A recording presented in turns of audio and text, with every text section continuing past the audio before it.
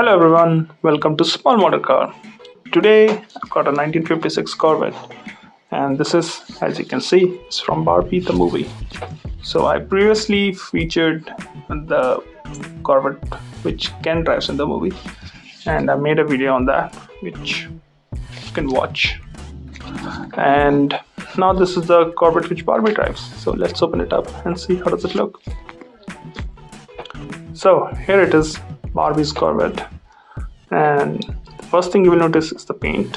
It's that very old vintage blue with white. This looks good. Ken's car had all the flames and everything on it. The wheels also look good. They look very classic, the old school kind. Now the interior is done in white. You can't see any major details there though.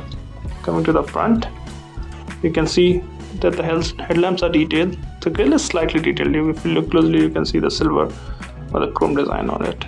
Number plate, which reads Barbie, because it's Barbie's car. And because it's Barbie's car, the turn indicators are blue. Don't know why.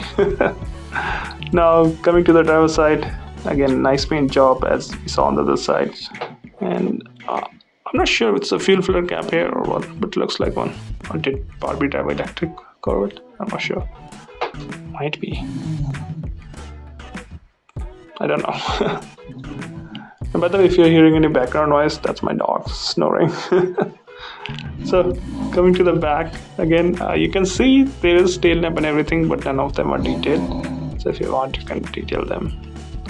And this is how it looks from the bottom. So overall, it's a decent casting. And the only reason I got this one because I already got the Corvette from for the Ken, and this will make a nice addition to it. Yeah, because I've got the actual the Corvette, the older Corvette's casting too. So that's my thought on this casting. Let me know what you think about it. Thank you for watching. Have a good